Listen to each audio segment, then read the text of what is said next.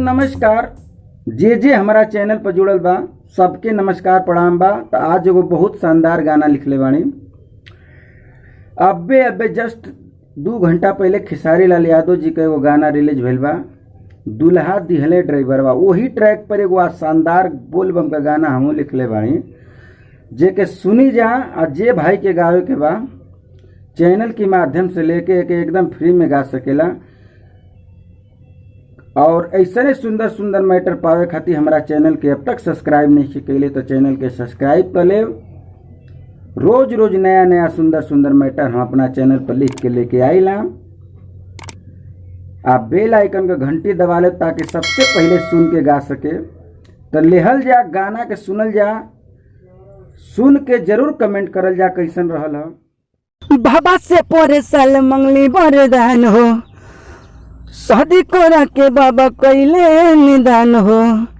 बाबा से पोरे साल मंगली वरदान हो, शादी करे बाबा हो गल निदान हो।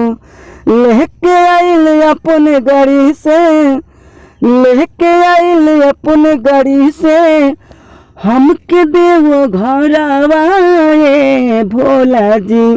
तो मिलन मरद ड्राइवर हवा ए भोला जी, तो मिलन मरद ड्राइवर हवा ए भोला जी।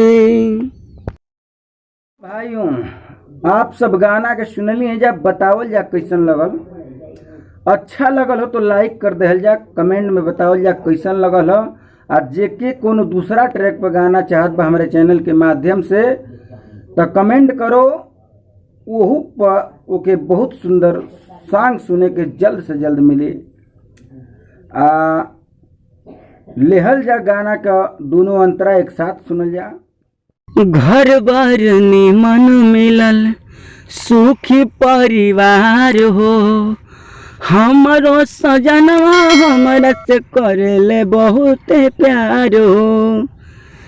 घर बार निमन मिलल सुखी परिवार हो, हमारो सजनवा हमसे करेले बहुत प्यार हो। छोड़ के कबो जाए कमन ना, छोड़ के कबो जाए कमन नहीं, कहरे नई हरावा ये भोला जी।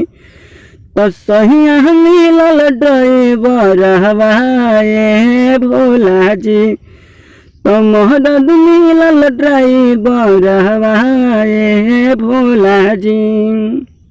सुन लिहले बाबा हमार अर्जी हर सावन के, करब हरदम पूजा बाबा का सावन महीना पावन के।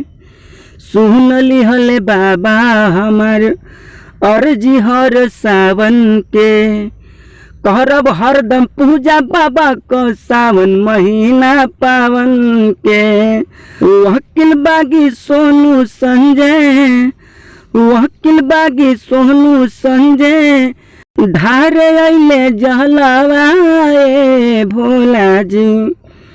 तो मरद मिलल ड्राइवर ए भोला जी, तो सही मिलल ड्राइवर ए भोला जी। भाइयों आपने गाने को सुना, बहुत बहुत धन्यवाद। और फिर मिलते हैं एक शानदार वीडियो के साथ बहुत जल्द। तब तक खातिर जय हो, जय भोजपुरिया समाज।